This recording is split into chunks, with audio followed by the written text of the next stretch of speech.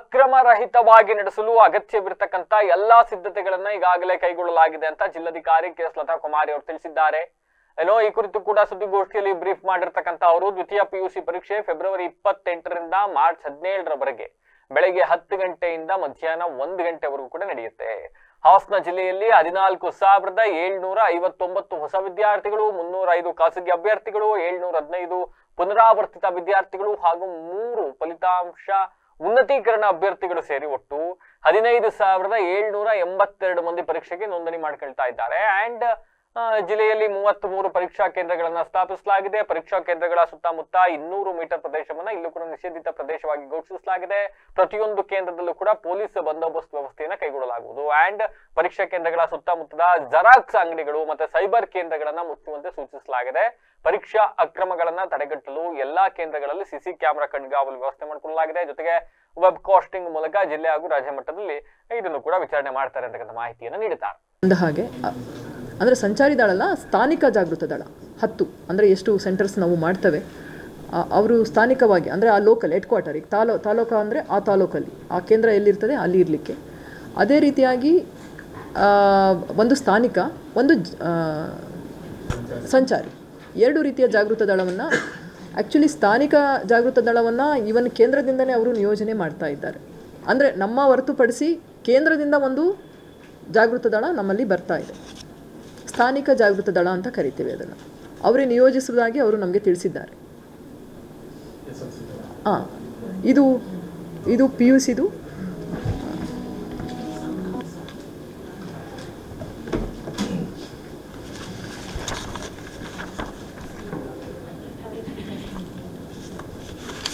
ಇನ್ನು SSLC ಪರೀಕ್ಷೆಗಳು ಸಹ ಇದು ಪರೀಕ್ಷೆಗಳ ಸಮಯ ಆಗಿಬಿಟ್ಟಿದೆ. ಎಲ್ಲರಿಗೂ ನಮಸ್ಕಾರ. 2026ನೇ ಸಾಲಿನ SSLC ಪರೀಕ್ಷೆ 1 ಈಗ ಪ್ರಾರಂಭವಾಗಲಿಕ್ಕೆ ಹೋಗಿದೆ. ಈಗ ದಿನಾಂಕ 18/3/2026ರಿಂದ 2/4/2026 ಅಂದರೆ ಮಾರ್ಚ್ 18ರಿಂದ ಏಪ್ರಿಲ್ 2ರವರೆಗೆ ಪರೀಕ್ಷೆಗಳು ನಡೆಯಲಿದೆ.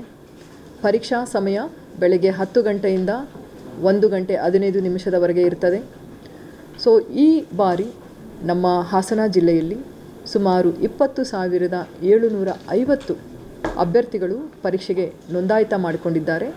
ಇದರಲ್ಲಿ ಫ್ರೆಶ್ ಅಭ್ಯರ್ಥಿಗಳು ಅಂದರೆ ಹೊಸ ಅಭ್ಯರ್ಥಿಗಳು ಇರ್ತಾರೆ, ಖಾಸಗಿ ಅಂತೇಳಿ ಅವರು ಎಕ್ಸಾಮ್ ತಗೊಂಡವರು ಇರ್ತಾರೆ, ರಿಪೀಟರ್ಸ್ ಪುನರಾವರ್ತಿ ಆದವರು ಇರ್ತಾರೆ.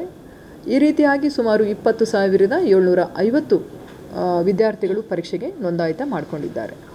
ಅದರಲ್ಲಿ ಬಾಲಕರು 9,904, ಬಾಲಕಿಯರು 9,814 ಈ ಬಾರಿ ಪರೀಕ್ಷೆಯನ್ನು ಬರೆಯಲಿದ್ದಾರೆ. ಇವರು ಹೊಸ ವಿದ್ಯಾರ್ಥಿಗಳು. ಸೊ ಈ ರೀತಿ ಅದರ ಜೊತೆಯಲ್ಲಿ ಗ್ರಾಮೀಣ ಪ್ರದೇಶದಿಂದ ಬರ್ತಕ್ಕಂತಹ ವಿದ್ಯಾರ್ಥಿಗಳು 12,823 ವಿದ್ಯಾರ್ಥಿಗಳು ಗ್ರಾಮೀಣ ಪ್ರದೇಶದಿಂದ ಬರ್ತಾ ಇದ್ದಾರೆ. 6,895 ವಿದ್ಯಾರ್ಥಿಗಳು ನಗರ ಪ್ರದೇಶದಿಂದ ಪರೀಕ್ಷೆಯನ್ನು ಬರಿತಾ ಇದ್ದಾರೆ. ಹಾಸನ ಜಿಲ್ಲೆಯಲ್ಲಿ ಈಗ 78 ಪರೀಕ್ಷಾ ಕೇಂದ್ರಗಳನ್ನು ಗುರುತಿಸಲಾಗಿದೆ. ಹಾಸನದಲ್ಲಿ 16, ಹಾಲೂರಿನಲ್ಲಿ 5, ಅರಸೀಕೆರೆಯಲ್ಲಿ 11 ಪರೀಕ್ಷಾ ಕೇಂದ್ರಗಳು, ಅರಕಲಗೂಡಿನಲ್ಲಿ 9, ಬೇಲೂರಿನಲ್ಲಿ 7, ಚನ್ನರಾಯಪಟ್ಟಣದ ಪರೀಕ್ಷಾ ಕೇಂದ್ರಗಳು 12, ಒಳನರಸೀಪುರ 9 ಕೇಂದ್ರಗಳು, ಸಕಲೇಶಪುರ 9. ಹೀಗೆ 78 ಪರೀಕ್ಷಾ ಕೇಂದ್ರಗಳು ಹಾಸನ ಜಿಲ್ಲೆಯಲ್ಲಿ ನಾವು ಐಡೆಂಟಿಫೈ ಮಾಡಿದ್ದೇವೆ. ಸೊ ಸೂಕ್ತ ಪೊಲೀಸ್ ಬಂದೋಬಸ್ತನ ವ್ಯವಸ್ಥೆಯನ್ನು ಕಲ್ಪಿಸಲಾಗಿದೆ. ಮತ್ತು 200 ಮೀಟರ್ ಪರೀಕ್ಷಾ ಕೇಂದ್ರದಿಂದ ಯಾವುದೇ ಜೆರಾಕ್ಸ್ ಅಂಗಡಿ, ಸೈಬರ್ ಕೇಂದ್ರಗಳನ್ನು ತೆರೀಬಾರದು. ಮತ್ತು ನಿಷೇಧ ಪ್ರದೇಶವನ್ನು ನಮ್ಮ BNSS 144 ಅನ್ವಯ ಘೋಷಿಸಲಾಗಿದೆ. ಅದು ಅಲ್ಲದೆ ನಾವು ಪ್ರತಿ ಪರೀಕ್ಷಾ ಕೊಠಡಿಗಳಲ್ಲಿ ಸಿಸಿ ಕ್ಯಾಮರಾ ಕಣ್ಗಾವಲು ಮತ್ತು ಅವರು ವೆಬ್ಕಾಸ್ಟಿಂಗ್, ಆ CC ಕ್ಯಾಮ್ರಾವನ್ನು ವೆಬ್ಕಾಸ್ಟಿಂಗನ್ನು ನಮ್ಮ ಜಿಲ್ಲಾ ಮಟ್ಟದಲ್ಲಿ ಜಿಲ್ಲಾ ಪಂಚಾಯಿತಿಯವರ ಅಧ್ಯಕ್ಷತೆಯಲ್ಲಿ ಅದು ಪರಿಶೀಲನೆಗೆ ಬರುತ್ತೆ. ಅದನ್ನು ಕೊಠಡಿಯಲ್ಲೇ ಕೂತ್ಕೊಂಡು ಆ ವೀಕ್ಷಣೆಯನ್ನು ಮಾಡಬಹುದು. ವೆಬ್ಕಾಸ್ಟಿಂಗ್ CCTVಯನ್ನು ವೀಕ್ಷಣೆ ಮಾಡಬಹುದಾಗಿರ್ತದೆ. ಜೊತೆಗೆ ಯಾವುದೇ ಸಿಬ್ಬಂದಿಗಳಿಗೂ ಸಹ ಮೊಬೈಲ್ ಬಳಕೆಯನ್ನು ಮಾಡದೇ ಇರುವ ಹಾಗೆ ನಿಷೇಧ ಹೇರಲಾಗಿದೆ. ಪರೀಕ್ಷಾ ಸಿಬ್ಬಂದಿಗಳು ಸಹ ಮೊಬೈಲನ್ನು ಬಳಕೆ ಮಾಡೋ ಹಾಗಿಲ್ಲ. ಇನ್ನು ವಿದ್ಯಾರ್ಥಿಗಳು ಸಹ ಪರೀಕ್ಷಾ ಕೇಂದ್ರಗಳಿಗೆ ಹೋಗುವಾಗ ಬ್ಲೂಟೂತ್, ರಿಸ್ಟ್ ವಾಚ್, ಮೊಬೈಲ್ ಈ ರೀತಿ ಯಾವುದೇ ವಿದ್ಯುನ್ಮಾನ ಪರೀಕ್ಷಾ ಉಪಕರಣಗಳನ್ನು ತೆಗೆದುಕೊಂಡು ಹೋಗೋ ಹಾಗಿಲ್ಲ. ಡಿಜಿಟಲ್ ಇಕ್ವಿಪ್ಮೆಂಟ್ಸ್ ಅಥವಾ ಅವರು ಗ್ಯಾಜೆಟ್ಸನ್ನು ಯಾವುದನ್ನು ತೆಗೆದುಕೊಂಡು ಹೋಗೋಂಗಿಲ್ಲ. ಸೊ ಅದರ ಜೊತೆಯಲ್ಲಿ ಪರೀಕ್ಷಾ ಸಿಬ್ಬಂದಿ ಹೊರತುಪಡಿಸಿ ಯಾವ ಸಿಬ್ಬಂದಿಯೂ ಸಹ ಕೇಂದ್ರದ ಒಳಗೆ ಪ್ರವೇಶ ಮಾಡುವುದನ್ನು ನಿರ್ಬಂಧಿಸಲಾಗಿದೆ. ಅವರು ಯಾವುದೇ ಅಧಿಕಾರಿಗಳು ಅಥವಾ ಅವರಿಗೆ ನಿಗದಿತ ಮಾಡದೇ ಇದ್ದಲ್ಲಿ ಯಾರೂ ಸಹ ಹೊರಗಡೆಯಿಂದ ಹೋಗೋ ಹಾಗಿಲ್ಲ. ಮತ್ತು ಪರೀಕ್ಷಾ ಸಿಬ್ಬಂದಿಗಳು ಸಹ ಕಡ್ಡಾಯವಾಗಿ ಅವರು ID ಕಾರ್ಡನ್ನು ಧರಿಸಿರಬೇಕು. ಅವರ ಗುರುತಿನ ಚೀಟಿ ಇಲ್ಲದಲೇ ಅವರು ಕೇಂದ್ರಗಳಿಗೆ ಒಳಗಡೆ ಹೋಗೋಗಿಲ್ಲ. ಅದರ ಜೊತೆಗೆ ನಾವು ಹೇಳ್ದಾಗೆ ಇಲ್ಲೂ ಸಹ ಸ್ಥಾನಿಕ ಜಾಗೃತ ದಳ ಅಂತ ಹೇಳಿ ಮಾಡಿದ್ದೇವೆ. ಮತ್ತು ಸಂಚಾರಿ ಜಾಗೃತ ದಳ ಅಂದರೆ ಮೂವಬಲ್ ಸ್ಕ್ವಾಡ್ ಮತ್ತು ನಮ್ಮ ಕೇಂದ್ರದಲ್ಲಿ ಸ್ಥಾನಿಕ ಜಾಗೃತ ದಳವನ್ನು ಮಾಡಿದ್ದೇವೆ. ಸೊ ಮತ್ತೆ ಹೇಳಿದಾಗೆ ಪ್ರಶ್ನೆ ಪತ್ರಿಕೆಗಳನ್ನು ತುಂಬ ಜಾಗೃತೆಯಿಂದ ಅವನ್ನ ರವಾನಿಸಬೇಕಾಗ್ತದೆ. ಹಾಗಾಗಿ ಅಲ್ಲಿ ಒಂದು ಸಮಿತಿಗಳನ್ನು ಸಹ ನೇಮಿಸಿದ್ದೇವೆ. ಪರೀಕ್ಷಾ ಕೇಂದ್ರದ ಮುಖ್ಯ ಅಧೀಕ್ಷಕರು ಮತ್ತು ಪ್ರಶ್ನೆ ಪತ್ರಿಕೆಯ ಪಾಲಕರು ಅಂತ ಹೇಳಿ ಮಾಡಿದ್ದೇವೆ. ಮತ್ತು ಕಚೇರಿ ಸಹಾಯಕರು ಈ ರೀತಿ ತಂಡಗಳನ್ನು ಸಹ ನಾವು ನೇಮಿಸಿದ್ದೇವೆ. ಜೊತೆಗೆ ಈಗ ಆಲ್ರೆಡಿ ಹೇಳಿದಾಗೆ ವಿಕಲಚೇತನ ಮಕ್ಕಳಿಗೆ ನಮ್ಮಲ್ಲಿ SSLC ಈ ಬಾರಿ ಹಾಸನ ಜಿಲ್ಲೆಯಲ್ಲಿ ಸುಮಾರು 225 ವಿದ್ಯಾರ್ಥಿಗಳು ಚಿಲ್ಡ್ರನ್ ವಿತ್ ಸ್ಪೆಷಲ್ ನೀಡ್ ವಿಶೇಷ ಚೇತನ ಮಕ್ಕಳು ಪರೀಕ್ಷೆಯನ್ನು ಬರಿತಾ ಇದ್ದಾರೆ. ಅವರಿಗೂ ಸಹ 2 ಭಾಷೆ ವಿನಾಯಿತಿ ಇರ್ತದೆ. ಪರೀಕ್ಷೆ ವಾಚಕ ಸಹಾಯಕರು ಮತ್ತು ಸಹಾಯಕ ಬರಹಗಾರರನ್ನು ಸಹ ಅವರಿಗೆ ನೇಮಿಸಿಕೊಳ್ಳಲು ಅವಕಾಶ ಇರ್ತದೆ. ಅವರಿಗೆ 1 ಗಂಟೆಗಳ ಕಾಲ ಹೆಚ್ಚಿನ ಸಮಯಾವಕಾಶ ಇರ್ತದೆ. ನೆಲಮಹಡಿಯಲ್ಲಿ ಅವಕಾಶ ಇರ್ತದೆ. ಸೊ ಅವರಿಗೆ ಅನುಕೂಲ ಪರೀಕ್ಷೆ ಬರೀಲಿಕ್ಕೆ ಎಲ್ಲ ಅನುಕೂಲತೆಯನ್ನು ಕಲ್ಪಿಸಲಾಗುತ್ತದೆ. ಮತ್ತು ಮಧುಮೇಹ ವಿದ್ಯಾರ್ಥಿಗಳಿಗೂ ಸಹ ಅವರನ್ನು ಗುರುತಿಸಿ ಅವರ ಆರೋಗ್ಯಕರವಾಗಿ ಅವರಿಗೆ ತಿನಿಸುಗಳನ್ನು ಕೊಡಲಿಕ್ಕೆ ಅವಕಾಶ ಇದೆ. ಮತ್ತು ಅವರಿಗೆ ಮೊದಲೇ ಅಂತಹ ವಿಷಯಗಳನ್ನು ನಮ್ಮ ಪರೀಕ್ಷಾ ಮೇಲ್ವಿಚಾರಕರಿಗೆ ಅವರು ಅದನ್ನು ತಿಳಿಸಿರಬೇಕು ಅಂತಹ ವಿದ್ಯಾರ್ಥಿಗಳ ಬಗ್ಗೆ. ಇಲ್ಲಿನೂ ಅಷ್ಟೇ ನಾನು ಕೇಳೋದು ವಿದ್ಯಾರ್ಥಿಗಳು 40 ನಿಮಿಷ ಮುಂಚೆ ಪರೀಕ್ಷಾ ಕೇಂದ್ರಕ್ಕೆ ಆಗಮಿಸಬೇಕು, ತಲುಪಬೇಕು. ಯಾವುದೇ ಗೊಂದಲಕ್ಕೆ ಒಳಗಾಗಬಾರ್ದು. ಪರೀಕ್ಷಾ ಆತಂಕ ಖಂಡಿತ ಬೇಡ. ನೀವೆಲ್ಲ ಚೆನ್ನಾಗಿ ಅವರೆಲ್ಲ ಮಕ್ಕಳೆಲ್ಲ ಚೆನ್ನಾಗಿ ಅಭ್ಯಾಸ ಮಾಡಿದ್ದಾರೆ, ತಯಾರಿ ನಡೆಸಿದ್ದಾರೆ. ಆ ಒಂದು ವಿಶ್ವಾಸ ಆ ಮಕ್ಕಳಲ್ಲಿ ಇರಬೇಕು. ಮತ್ತು ಭಯವನ್ನು ತೊರೆದು ಇದು ಒಂದು ರೀತಿ ನೀವು ಯಾವ ರೀತಿ ಪ್ರತಿ ಪರೀಕ್ಷೆಗಳಲ್ಲಿ ಶಾಲೆಯಲ್ಲಿ ಬರೀತಾರೋ ಅದೇ ರೀತಿ ಇದು ಒಂದು ರೀತಿ ಪರೀಕ್ಷೆ ಇರ್ತದೆ. ಸೊ ಹಾಗಾಗಿ ಯಾವುದೇ ಗೊಂದಲಕ್ಕೆ ಒಳಗಾಗಬಾರ್ದು ಅಂತ ನಾನು ಈ ಮೂಲಕ ಕೋರ್ಕೊಳ್ತಾನೆ.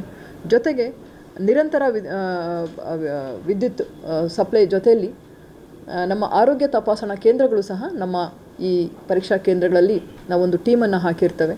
ಹಾಗಾಗಿ ಯಾವುದೇ ಭಯ ಮತ್ತು ಗೊಂದಲ ಇಲ್ಲದೆ ಚೆನ್ನಾಗಿ ಎಕ್ಸಾಮ್ ಬರಲಿಕ್ಕೆ ನಮ್ಮ ವಿದ್ಯಾರ್ಥಿಗಳಿಗೆ, ಅದರಲ್ಲೂ SSLC ಪುಟಾಣಿ ಮಕ್ಕಳಿಗೆ ನಾನು ಈ ಮೂಲಕ ಶುಭ ಕೋರ್ತೇನೆ.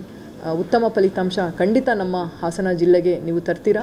ಮತ್ತು ಅಷ್ಟೇ ಚೆನ್ನಾಗಿ ನಿಮ್ಮ ಕುಟುಂಬಕ್ಕೆ ಮತ್ತು ನೀವು ಚೆನ್ನಾಗಿ ಪರ್ಫಾರ್ಮೆನ್ಸ್ ಮಾಡ್ತೀರಾ ಅಂತ ನನಗೆ ನಂಬಿಕೆ ಇದೆ. ಧನ್ಯವಾದಗಳು. ಈ ರೀತಿಯಾಗಿ ಕೆಲವರ ತಂಡ ಇರ್ತದೆ ಇದೇ ಕೆಲಸಕ್ಕಾಗಿ. ಮತ್ತು ಇನ್ನೂ ಒಂದು ಇದೆ, ಪ್ರಶ್ನೆ ಪತ್ರಿಕೆ ಸೋರಿಕೆ ಆಯಿತು ಅಂತ ಹೇಳ್ತಾರೆ, ಕೆಲವರು ಲೀಕ್ ಆಗಿದೆ ಅಂತ ಹೇಳ್ತಾರೆ.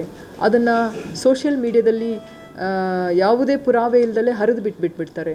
ಸೊ ಇಂತಹ ರೂಮರ್ಸ್ಗಳಿಗೆ, ಇಂತಹ ಸುದ್ದಿಗಳಿಗೆ ತಾವು ದಯವಿಟ್ಟು ಗಮನ ಕೊಡಬಾರ್ದು ಅಂತೇಳಿ ನಾನು ಪೋಷಕರಲ್ಲಿ ಮತ್ತು ನಮ್ಮ ವಿದ್ಯಾರ್ಥಿಗಳಲ್ಲಿ ನಾನು ಕೋರ್ಕೊಳ್ತಾನೆ. ಯಾಕಂದರೆ ಮತ್ತೆ ಒಂದು ಇಂತಹ ಅಕ್ರಮವಾಗಿ ತಂಡಗಳು ರಾಂಗ್ ಮೆಸೇಜನ್ನು ಕೊಡೋದು, ಸುಳ್ಳು ಸುದ್ದಿಯನ್ನು ಹಬ್ಬಿಸುವುದು, ಇಂತಹ ವದಂತಿಗಳಿಂದ ದೂರ ಇರಿ. ತುಂಬ ಚೆನ್ನಾಗಿ ಯಾವುದೇ ಇಂತಹ ಅಕ್ರಮಗಳಿಗೆ ಅವಕಾಶ ಕೊಡದಲೇ ಪರೀಕ್ಷೆಯನ್ನು ನಡೆಸಲಾಗ್ತಾ ಇದೆ. ಇಂತಹ ಸುದ್ದಿಗಳಿಗೆ ಗಮನ ಕೊಡಬೇಡಿ ಅಂತ ಹೇಳ್ತೇನೆ.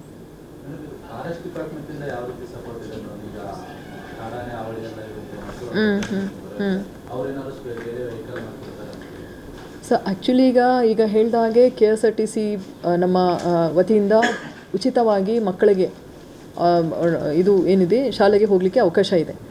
ಸೊ ಅವರ ಕೋರಿಕೆ ಏನಾದರೂ ನಾವು ಈಗ ಏನು ಶಿಕ್ಷಣ ಇಲಾಖೆಗೆ ನೀವು ಆಲ್ರೆಡಿ 2-3 ಸಭೆಗಳಲ್ಲಿ ಹೇಳಿದ್ದೇವೆ. ಮಕ್ಕಳಿಗೆ ಏನಾದರೂ ಅಲ್ಲಿ ಟ್ರಾನ್ಸ್ಪೋರ್ಟ್ಗೆ ಸಮಸ್ಯೆ ಇದೆ ಅಂತಂದರೆ ಇದೂ ಚರ್ಚೆ ಆಯಿತು ನಮ್ಮಲ್ಲಿ. ಮೊದಲನೇದಾಗಿ ಅವರಿಗೆ ವೆಹಿಕಲ್ ಬೇಕಿದೆನಾ, ಅವಶ್ಯಕತೆ ಇದೆನಾ ಅನ್ನೋದನ್ನು ಸಹ ನಮಗೆ ಕೊಟ್ಟರೆ ನಾವು ವ್ಯವಸ್ಥೆಯನ್ನು ಮಾಡ್ತೇವೆ. ಫಾರೆಸ್ಟ್ ಇಲಾಖೆ ಎಲ್ಲ ಜಿಲ್ಲಾಡಳಿತನೇ ಆ ವ್ಯವಸ್ಥೆಯನ್ನು ಮಾಡುತ್ತೆ. ಇನ್ನೊಂದಾಗಿ ಕೆಲವು ನಮಗೆ ರಿಕ್ವೆಸ್ಟ್ ಏನು ಬಂದಿತ್ತು ಅಂದರೆ, ಮಕ್ಕಳಿಗೆ ತುಂಬ ದೂರ ಇದ್ದ ಮಕ್ಕಳಿಗೆ ಕೇಂದ್ರಗಳಿಗೆ ಬರಲಿಕ್ಕೆ ಕಷ್ಟ ಆದರೆ ಈವನ್ ಉಳಿಕೊಳ್ಳೋ ವ್ಯವಸ್ಥೆಯೂ ಸಹ ಕೆಲವು ಶಿಕ್ಷಕರು ಆ ಶಾಲಾ ವತಿಯಿಂದನೂ ಸಹ ಮಾಡ್ತಾ ಇದ್ದಾರೆ. ಆ ವ್ಯವಸ್ಥೆ ಸಪೋಸ್ ಅವರಿಗೆ ಟ್ರಾವೆಲ್ ಮಾಡಲಿಕ್ಕೆ ಕಷ್ಟ ಆಗ್ತದೆ, ಒಂದು ಕಡೆ ಅವರು ಉಳಿದು ಅದೇ ಕೇಂದ್ರದಲ್ಲಿ ಉಳಿದು ಬರಲಿಕ್ಕೆ ಅವರೇನಾದ್ರು ಕೋರಿಕೆ ಮಾಡಿದರೆ ಅದಕ್ಕೂ ಸಹ ವ್ಯವಸ್ಥೆ ಕಲ್ಪಿಸಲಿಕ್ಕೆ ನಿರ್ದೇಶನ ಕೊಟ್ಟಿದ್ದೇವೆ. Elephant prone areas, so removed to village last time forest ಇಲಾಖೆನೇ ಕರ್ಕೊಂಬರುವಂಥ ಅಲ್ಲ, ಇದು ಕೋರಿಕೆ, ಅದು ಅವರ ಕೋರಿಕೆ ಮೇರೆಗೆ ಈ ಬಾರಿಯೂ ಸಹ ಆ ವ್ಯವಸ್ಥೆಯನ್ನು ಕಲ್ಪಿಸಲಾಗುವುದು. ಆ ಥರ ಕೋರಿಕೆಗಳು ನಮಗೆ ಬಂದಿಲ್ಲ. ಬಂದಿದೆ ನಿಮಗೆ SSLCಗೆ ಬಂದಿದೆ ಅಲ್ಲ, ನಿಮಗೆ ಕೋರಿಕೆ ಬಂದಿದೆ? ಓಕೆ, ಖಂಡಿತ ಇದನ್ನು ಇನ್ನೊಮ್ಮೆ ನಾವು ಪರಿಶೀಲನೆ ಮಾಡಿ ಆ ಥರ ಕೋರಿಕೆಗಳು ಶಾಲಾವಾರು ಪಡೆದು ಎಲ್ಲೆಲ್ಲಿ ಅವಶ್ಯಕತೆ ಇದೆ, ಒಂದು ಉಳಿಕೆ, ಒಂದು ಸ್ಟೇ ಮಾಡಿ ಅವರು ಪರೀಕ್ಷೆಯನ್ನು ಬರೀಲಿಕ್ಕೆ ಒಂದು ಸ್ಥಾನದಲ್ಲಿ ಬೇಕಾದರೆ ಅದಕ್ಕೂ ಸಹ ಅಕಾಮಿಡೇಷನ್ ಕೊಡಲಿಕ್ಕೆ, ಮತ್ತು ಟ್ರಾನ್ಸ್ಪೋರ್ಟ್, ಈಗ ಆನೆ ಹಾವಳಿ ಪ್ರದೇಶಗಳಲ್ಲಿ ಸುರಕ್ಷಿತವಾಗಿ ಮಕ್ಕಳನ್ನು ತಲುಪಿಸಲಿಕ್ಕೂ ಸಹ ಕ್ರಮ ವಹಿಸಲಾಗುವುದು. ಹಳೆ ಪ್ರೊಸೆಸ್ ಇವಾಗೆಲ್ಲ ಡಿಜಿಟಲ್ ಎಲ್ಲ ವಾಟ್ಸಪ್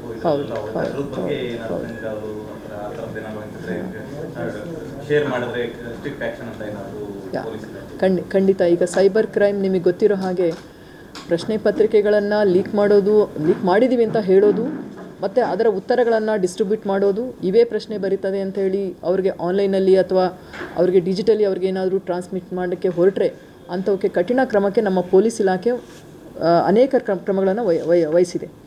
ಅವರು ಸಹ ಸುಳ್ಳು ಮತ್ತು ವದಂತಿಗಳನ್ನು, ಇಂತಹ ಹಬ್ಬಿಸುವ ಕಿಡಿಗೇಡಿಗಳ ಬಗ್ಗೆ ನಿಗಾ ವಹಿಸುವುದು ಮತ್ತು ಮುಂಜಾಗ್ರತಾ ಕ್ರಮವನ್ನು, ಇಂತಹ ಅಕ್ರಮಗಳಿಗೆ ಉತ್ತೇಜನ ನೀಡುವ ವ್ಯಕ್ತಿಗಳನ್ನು ಗುರುತಿಸಿ, ಅದು ಸೈಬರ್ ಕ್ರೈಮ್ ಆಗಿರಬಹುದು, ನೀವು ಹೇಳಿದಾಗೆ ಡಿಜಿಟಲಿ ಟ್ರಾನ್ಸ್ಮಿಟ್ ಆಗುವ ವಿಷಯಗಳಾಗಿರಬಹುದು, ಅದರ ಬಗ್ಗೆ ಕ್ರಮ ವಹಿಸಲು ಪೊಲೀಸ್ ಇಲಾಖೆ ತಯಾರಾಗಿದೆ. ಓಕೆ, ಧನ್ಯವಾದಗಳು. ನಮಸ್ಕಾರ. ನಮ್ಮ ದ್ವಿತೀಯ PUC ಪರೀಕ್ಷೆಗಳು 26ನೇ ಸಾಲಿನದು ಪ್ರಾರಂಭ ಆಗ್ತಾ ಇದೆ. ದಿನಾಂಕ 28 ಫೆಬ್ರವರಿಯಿಂದ 17ನೇ ತಾರೀಕು ಮಾರ್ಚ್ವರೆಗೆ ದ್ವಿತೀಯ PUC ಪರೀಕ್ಷೆಗಳು ನಡೆಯಲಿದೆ. ಸೊ ಪರೀಕ್ಷೆಗಳು ಶಿಕ್ಷಣ ವ್ಯವಸ್ಥೆಯ ಅವಿಭಾಜ್ಯ ಅಂಗ. ಸೊ ಇವುಗಳನ್ನು ಒಂದು ಪಾವಿತ್ರ್ಯತೆಯನ್ನು ಕಾಪಾಡಿಕೊಂಡು, ಒಂದು ಸಮಗ್ರತೆಯಿಂದ, ಒಂದು ಪಾರದರ್ಶಕವಾಗಿ, ದಕ್ಷತೆಯಿಂದ ನಡೆಸಬೇಕಾಗಿರೋದು ಎಲ್ಲರ ಕರ್ತವ್ಯ. ಸೊ ಆ ನಿಟ್ಟಿನಲ್ಲಿ ನಮ್ಮ ಹಾಸನ ಜಿಲ್ಲೆಯ ಜಿಲ್ಲಾಡಳಿತ, ಪೊಲೀಸ್ ಇಲಾಖೆ, ಜಿಲ್ಲಾ ಪಂಚಾಯತ್ ಮತ್ತು ಶಿಕ್ಷಣ ಇಲಾಖೆ ಮತ್ತು ಇತರ ಎಲ್ಲ ಇಲಾಖೆಗಳ ಅಧಿಕಾರಿಗಳ ಸಹಯೋಗದೊಂದಿಗೆ ಈ ಬಾರಿಯೂ ಸಹ ಪ್ರತಿ ಬಾರಿಯಂತೆ ಒಂದು ಉತ್ತಮ ಪರೀಕ್ಷೆಗಳನ್ನು ನಡೆಸುವ ಧ್ಯೇಯದೊಂದಿಗೆ ನಮ್ಮ ಹಾಸನ ಜಿಲ್ಲಾಡಳಿತ ತಯಾರಾಗಿದೆ. PUC ಪರೀಕ್ಷೆ ಪ್ರತಿಯೊಂದು ಮಗುವಿನ ಜೀವನದಲ್ಲಿ ಒಂದು ಮಹತ್ತರ ಘಟ್ಟ. ಸೊ ಹಾಗಾಗಿ ಈ ಪರೀಕ್ಷೆಗಳನ್ನು ಅಷ್ಟೇ ಚೆನ್ನಾಗಿ ನಡೆಸುವುದು ಮತ್ತು ಆ ಮಕ್ಕಳಲ್ಲಿ ಒಂದು ವಿಶ್ವಾಸವನ್ನು ಮತ್ತು ಜನತೆಯಲ್ಲಿ ಒಂದು ವಿಶ್ವಾಸ ಮೂಡುವುದು ಸಹ ನಮ್ಮೆಲ್ಲರ ಕರ್ತವ್ಯ. ಹಾಗೆ ನೋಡಿದ್ರೆ ಹಾಸನ ಜಿಲ್ಲೆಯ 3 ವರ್ಷದ ಒಂದು ಪರಿಶೀಲನೆಯನ್ನು ಮಾಡಿದರೆ ಫಲಿತಾಂಶವನ್ನು ಮತ್ತು ಈ ಪರೀಕ್ಷಾ ವ್ಯವಸ್ಥೆಯನ್ನು ಅಂತಹ ಯಾವುದೇ ಅಕ್ರಮಗಳಿಗೆ ಮತ್ತು ಇತರ ಗೊಂದಲಗಳಿಗೆ ಒಳಗಾಗಿಲ್ಲ. ಅಂತಹ ಯಾವುದೇ ಪ್ರಕರಣಗಳು ನಮ್ಮ ಗಮನಕ್ಕೆ ಬಂದಿಲ್ಲ. ಅದು ಒಂದು ಹೆಮ್ಮೆಯ ವಿಷಯ. ಈ ಬಾರಿಯೂ ಸಹ ಅದೇ ರೀತಿಯಾಗಿ ಪರೀಕ್ಷೆಗಳನ್ನು ನಡೆಸುವುದಕ್ಕೆ ಜಿಲ್ಲಾಡಳಿತ ಸಜ್ಜಾಗಿದೆ. ತಾವೆಲ್ಲ ಈ ಪ್ರೆಸ್ ಮೀಟಿಗೆ ಬಂದಿದ್ದೀರಿ, ತಮಗೆಲ್ಲರಿಗೂ ಧನ್ಯವಾದಗಳು. ಮೊದಲನೇದಾಗಿ ನಮ್ಮ ಹಾಸನ ಜಿಲ್ಲೆಯಲ್ಲಿ ಇದು ಪರೀಕ್ಷೆ 1 ಅಂತ ಹೇಳ್ತವೆ. ಈ ಪರೀಕ್ಷೆಯಲ್ಲಿ ಸುಮಾರು 15,782 ಜನ ಮಕ್ಕಳು ಅಭ್ಯರ್ಥಿಗಳು ಪರೀಕ್ಷೆಗೆ ನೋಂದಾಯಿಸಿಕೊಂಡಿದ್ದಾರೆ, ರಿಜಿಸ್ಟರ್ಡ್. ಅದರಲ್ಲಿ ಬಾಲಕರು 6,167 ಮತ್ತು ಬಾಲಕಿಯರು 8,592 ಈ ಬಾರಿ ಪರೀಕ್ಷೆಯನ್ನು ಬರಿತಾ ಇದ್ದಾರೆ. ಅದರ ಜೊತೆಯಲ್ಲಿ ವಿಶೇಷ ಚೇತನ ಮಕ್ಕಳು ಸಹ ಇದ್ದಾರೆ, ಸುಮಾರು 48 ಮಕ್ಕಳು. ಅವರಿಗೆ ವಿಶೇಷ ವಿನಾಯಿತಿಗಳು ಸಹ ಇದೆ, ಅದರ ಬಗ್ಗೆಯೂ ಸಹ ನಾನು ತಿಳಿಸ್ತೇನೆ. ಜೊತೆಗೆ ನಮ್ಮ ಹಾಸನದಲ್ಲಿ PUC ಪರೀಕ್ಷೆಗೆ 33 ಪರೀಕ್ಷಾ ಕೇಂದ್ರಗಳನ್ನು ಗುರುತಿಸಲಾಗಿದೆ. ಅದರಲ್ಲಿ ಹಾಸನದಲ್ಲಿ 12, ಆಲೂರು 1 ಕೇಂದ್ರ ಇದೆ, ಅರಸೀಕೆರೆಯಲ್ಲಿ 6 ಕೇಂದ್ರಗಳಿವೆ, ಅರಕಲಗೂಡಿನಲ್ಲಿ 3 ಕೇಂದ್ರಗಳಿವೆ, ಬೇಲೂರು 2 ಕೇಂದ್ರ, ಚನ್ನರಾಯಪಟ್ಟಣ 4 ಕೇಂದ್ರಗಳಿದೆ, ಪರೀಕ್ಷಾ ಕೇಂದ್ರಗಳು. ಜಾವಗಲಲ್ಲಿ 1 ಇದೆ, ಒಳನರಸೀಪುರದಲ್ಲಿ 3, ಸಕಲೇಶಪುರದಲ್ಲಿ 1, ಹೀಗೆ 33 ಪರೀಕ್ಷಾ ಕೇಂದ್ರಗಳು ಹಾಸನ ಜಿಲ್ಲೆಯಲ್ಲಿ ಇದೆ. ಈ ಪರೀಕ್ಷಾಗಳನ್ನು ನಡೆಸಲಿಕ್ಕೆ ಮುಂಜಾಗ್ರತಾ ಕ್ರಮವಾಗಿ ಜಿಲ್ಲಾಡಳಿತ ಒಂದು 200 ಮೀಟರ್ನ ಪ್ರದೇಶವನ್ನು ನಮ್ಮ ಭಾರತೀಯ ಸಂಹಿತೆ ಮೇರೆಗೆ ನಿಷೇಧ ಪ್ರದೇಶವಂತೇಳಿ ನಾವು ಘೋಷಣೆ ಮಾಡಿದ್ದೇವೆ. ಮತ್ತು ಸೂಕ್ತ ಪೊಲೀಸ್ ವ್ಯವಸ್ಥೆಯನ್ನು ಕಲ್ಪಿಸಲಾಗಿದೆ. ಜೊತೆಗೆ ಆ 200 ಮೀಟರ್ ವ್ಯಾಪ್ತಿಯಲ್ಲಿ ಯಾವುದೇ ಜೆರಾಕ್ಸ್ ಮತ್ತು ಇತರೆ ಫೋಟೋ ಕಾಪೀಸ್ ಮಾಡೋ ಅಂಗಡಿಗಳು ಸಹ ಇರಬಾರ್ದು, ಅದು ಸಹ ತಿಳಿಸಿದ್ದೇವೆ. ಈ ಎಲ್ಲ ಮುಂಜಾಗ್ರತೆಗಳ ಜೊತೆಯಲ್ಲಿ ನಾವು ಈ CCTV ಕ್ಯಾಮರಾಸ್, ಪರೀಕ್ಷಾ ಕೇಂದ್ರದಲ್ಲಿ CCTV ಕ್ಯಾಮರಾಸ್ ಅನ್ನು ಅಳವಡಿಸಲಾಗಿದೆ. ಆ CCTVಗಳನ್ನು ಮತ್ತೆ ವೀಕ್ಷಣೆ ಮಾಡಲಾಗುವುದು. ಅದಕ್ಕೆ ನಮ್ಮ ಜಿಲ್ಲಾ ಪಂಚಾಯಿತಿಯ CO ಅವರ ಅಧ್ಯಕ್ಷತೆಯಲ್ಲಿ ವೆಬ್ಕಾಸ್ಟಿಂಗ್ ಅದನ್ನು ಪರಿಶೀಲನೆ ಸಹ ಮಾಡಬಹುದು. ವೆಬ್ಕಾಸ್ಟಿಂಗ್ ವ್ಯವಸ್ಥೆಯೂ ಸಹ ಇದೆ. ಅಂದರೆ ಆ ಕೊಠಡಿಗಳಲ್ಲಿ ನಡೀತಕ್ಕಂತಹ ಎಲ್ಲ ವ್ಯವಸ್ಥೆಯನ್ನು ಇವರು ಇಲ್ಲಿ ಕೂತ್ಕೊಂಡು ವೀಕ್ಷಣೆ ಮಾಡಬಹುದು. ಅದಕ್ಕೆ ತಂಡಗಳನ್ನು ರಚಿಸಲಾಗಿದೆ. ಸೊ ಹಾಗಾಗಿ ಪಾರದರ್ಶಕತೆಗೆ ಹೆಚ್ಚಿನ ಒತ್ತನ್ನು ಈ ಬಾರಿ ಕೊಡಲಾಗಿದೆ, ಪ್ರತಿ ಬಾರಿ ಹಾಗೆ. ಇನ್ನು ಕ್ವಶ್ಚನ್ ಪೇಪರ್ಸನ್ನು ಲಿಫ್ಟ್ ಮಾಡಲಿಕ್ಕೆ, ಪ್ರಶ್ನೆ ಪತ್ರಿಕೆಗಳನ್ನು ಸುರಕ್ಷಿತವಾಗಿ ಕೇಂದ್ರಗಳಿಗೆ ತಲುಪಿಸಲಿಕ್ಕೆ ನಾವೊಂದು 3 ಸದಸ್ಯರ ಒಂದು ಸಮಿತಿಯನ್ನು ಮಾಡಿದ್ದೇವೆ. ಜಿಲ್ಲಾ ಮಟ್ಟದಲ್ಲಿ ಜಿಲ್ಲಾಧಿಕಾರಿಗಳು ಮತ್ತು ನಮ್ಮ DDPI ಅಥವಾ DDPO ಜೊತೆಯಲ್ಲಿ ಪ್ರಾಂಶುಪಾಲರೊಂದಿಗೆ ಒಂದು ಸಮಿತಿಯನ್ನು ಮಾಡಲಾಗಿದೆ. ತಾಲೂಕು ಮಟ್ಟದಲ್ಲಿಯೂ ಸಹ ಸಮಿತಿ ಇರ್ತದೆ, ಯಾಕಂದರೆ ಪ್ರಶ್ನೆ ಪತ್ರಿಕೆಗಳನ್ನು ತುಂಬ ರಕ್ಷಣೆಯೊಂದಿಗೆ ಕೇಂದ್ರಗಳಿಗೆ ತಲುಪಿಸಲಿಕ್ಕೆ ನಾವು ಕ್ರಮ ವಹಿಸಬೇಕಾಗ್ತದೆ. ಸೊ ತಾಲೂಕು ಮಟ್ಟದಲ್ಲಿ ತಹಸೀಲ್ದಾರ್ ಅವರು, BO ಅವರು ಮತ್ತು ಪ್ರಾಂಶುಪಾಲರ ಒಂದು 3 ಜನರ ಸದಸ್ಯರ ಸಮಿತಿ ಇದೆ. ಪ್ರಶ್ನೆ ಪತ್ರಿಕೆಗಳನ್ನು ಯಾವುದೇ ಗೊಂದಲ ಇಲ್ಲದೆ ವಿಳಂಬ ಮಾಡದೆ ಪರೀಕ್ಷಾ ಕೇಂದ್ರಗಳಿಗೆ ತಲುಪಿಸುವುದು ಆ ಜವಾಬ್ದಾರಿ ಅವರದ್ದಾಗಿರ್ತದೆ. ಸೊ ಅದರ ಜೊತೆಯಲ್ಲಿ ನಾವು ಒಂದು 10 ಮಾರ್ಗಗಳನ್ನು ನಾವು ಮಾಡಿಕೊಂಡಿದ್ದೇವೆ, ರೂಟ್ಸ್ ನಾವು ಸರಿಯಾದ ಸಮಯಕ್ಕೆ ಮಾಡಿಕೊಳ್ಳಿಕ್ಕೆ. ಆ ಪ್ರಶ್ನೆ ಪತ್ರಿಕೆಗಳು ಯಾವ ದಾರಿಯಲ್ಲಿ ಅಥವಾ ರೂಟ್ಸಲ್ಲಿ ವೆಹಿಕಲಲ್ಲಿ ಹೋಗ್ತದೆ ಅದನ್ನು GPS ಟ್ರ್ಯಾಕಿಂಗ್ ಸಿಸ್ಟಮನ್ನು ಸಹ ನಾವು ಈ ಸರಿ ಅಳವಡಿಸಿದ್ದೇವೆ. ಸೊ ಇನ್ನೂ ಒಂದು ನಾವು ತುಂಬ ಕಠಿಣವಾಗಿ ಹೇಳಿರೋದು, ಪ್ರತಿಯೊಬ್ಬರೂ ಸಹ ಗುರುತಿನ ಚೀಟಿಯನ್ನು ಧರಿಸ್ಕೊಳ್ಬೇಕು. ಆ ಸಿಬ್ಬಂದಿ ಹೊರತುಪಡಿಸಿ ಅನಗತ್ಯವಾಗಿ ಯಾರೂ ಸಹ ಪರೀಕ್ಷಾ ಕೇಂದ್ರಕ್ಕೆ ಒಳಗಡೆ ಪ್ರವೇಶ ಇರೋದಿಲ್ಲ. ಅದನ್ನು ಕಡ್ಡಾಯವಾಗಿ ನಿಷೇಧಿಸಲಾಗಿದೆ. ಇನ್ನು ಮಕ್ಕಳು ಪರೀಕ್ಷೆಗೆ ಬರುವಾಗ ಅವರಲ್ಲಿ ನಾವು ಕೋರಿಕೊಳ್ಳೋದು ಇಷ್ಟೇ, ಈ mobiles, watch, electronic watch, wrist watch ಅಥವಾ ಒಂದು ಅನುಮಾನಕರವಾದ ರೀತಿಯಲ್ಲಿ ಇವು ಆಭರಣಗಳ ಧರಿಸುವಿಕೆ ಇವನ್ನೆಲ್ಲ ಅವಾಯ್ಡ್ ಮಾಡಿ, ಎಲೆಕ್ಟ್ರಿಕಲ್ ಗ್ಯಾಡ್ಜೆಟ್ಸ್ ಕಂಪ್ಲೀಟ್ಲಿ ನೀವು ಅವರನ್ನು ಅವಾಯ್ಡ್ ಮಾಡಲಿಕ್ಕೆ ತಿಳಿಸಿದ್ದೇವೆ. ಇದಕ್ಕೆ ಮಕ್ಕಳು ಸಹ ಆ ರೀತಿ ತಯಾರಾಗಿ ಬರಬೇಕು ಎಕ್ಸಾಮನ್ನು ಬರೀಲಿಕ್ಕೆ.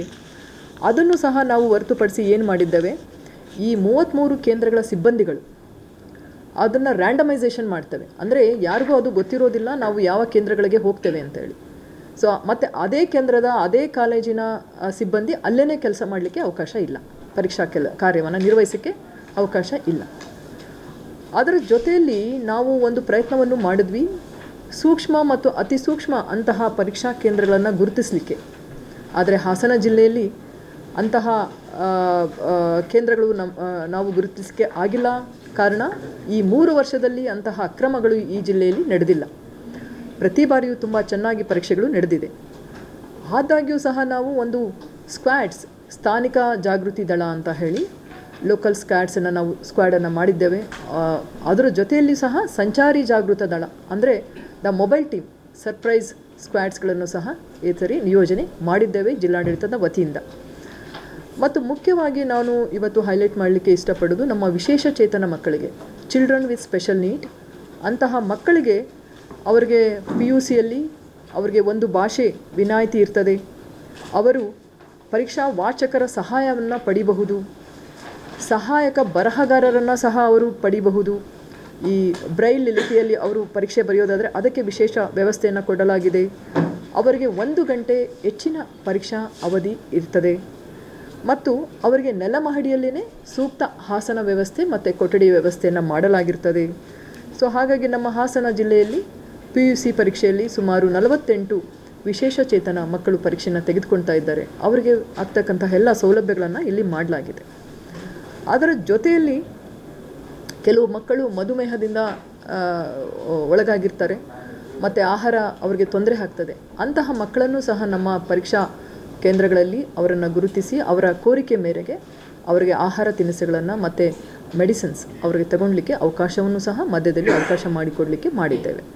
ಸೊ ಜೊತೆಗೆ ನಾನು ಮಕ್ಕಳಲ್ಲಿ ಕೋರ್ಕೊಳ್ಳೋದು ಇಷ್ಟೇ, ನಮ್ಮ ವಿದ್ಯಾರ್ಥಿಗಳು ಅಭ್ಯರ್ಥಿಗಳು ಪರೀಕ್ಷಾ ಕೇಂದ್ರಕ್ಕೆ 40 ನಿಮಿಷ ಮುಂಚಿತವಾಗಿ ಬರಬೇಕು.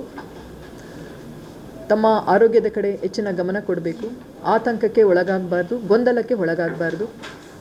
ಯಾಕಂದರೆ 3 ಕಡೆಗಳಲ್ಲಿ ಪೋಸ್ಟರ್ಸ್ ಹಾಕಿರ್ತವೆ, ಪರೀಕ್ಷಾ ಲೀಸ್ಟನ್ನು ಹಾಕಿರ್ತಾರೆ. ಹಾಗಾಗಿ ಯಾವುದೇ ಗೊಂದಲ ಇರೋದಿಲ್ಲ. 40 ನಿಮಿಷ ಬೇಗ ಬನ್ನಿ. ನಮ್ಮ KSRTC ಮತ್ತು ಸಿಬ್ಬಂದಿಯವರಿಗೆ ನಾವು ತಿಳಿಸಿದ್ದೇವೆ, ಕಡ್ಡಾಯವಾಗಿ ಯಾವುದೇ ಅಲ್ಲಿ ಟ್ರಾನ್ಸ್ಪೋರ್ಟ್ ಸಂಚಾರಿ ವಿಷಯದಲ್ಲಿ ಯಾವುದೇ ಮಕ್ಕಳಿಗೆ ತೊಂದರೆ ಆಗಬಾರ್ದು. ಆ ನಿಟ್ಟಿನಲ್ಲಿ ಈಗ ಆಲ್ರೆಡಿ ಕ್ರಮ ತೆಗೆದುಕೊಳ್ಬೇಕು. ವಿದ್ಯಾರ್ಥಿಗಳು ಪರೀಕ್ಷೆ ಬರೀಲಿಕ್ಕೆ ಹೋಗೋ ವಿದ್ಯಾರ್ಥಿಗಳಿಗೆ ಮತ್ತು ಪ್ರತಿಯೊಂದು ಪರೀಕ್ಷಾ ಕೇಂದ್ರದಲ್ಲಿ ಒಂದು ಆರೋಗ್ಯ ತಪಾಸಣಾ ಟೀಮನ್ನು ಇಟ್ಟಿದ್ದೇವೆ ತಪಾಸಕರಿಗೆ.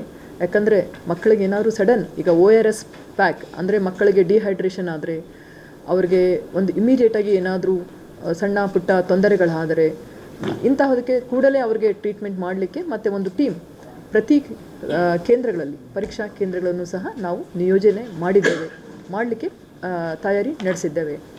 ಸೊ ಅಷ್ಟೇ ಅಲ್ಲದೆ ಈ ವಿದ್ಯುತ್ ವ್ಯತ್ಯಯನೂ ಸಹ ಆಗಬಾರ್ದು. ಯಾಕಂದರೆ ನಾವು CCTV ಹಾಕಿರ್ತೇವೆ, ನೆಟ್ವರ್ಕ್ ವಿಷಯ ಇರ್ಬೋದು, ವಿದ್ಯುತ್ ವ್ಯತ್ಯಯ ಆಗಬಾರ್ದು. ಈ ಎಲ್ಲ ಕ್ರಮಗಳಿಗೂ ಸಹ ನಾವು ಮುಂಜಾಗ್ರತಾ ಕ್ರಮವನ್ನು ತೆಗೆದುಕೊಂಡಿದ್ದೇವೆ.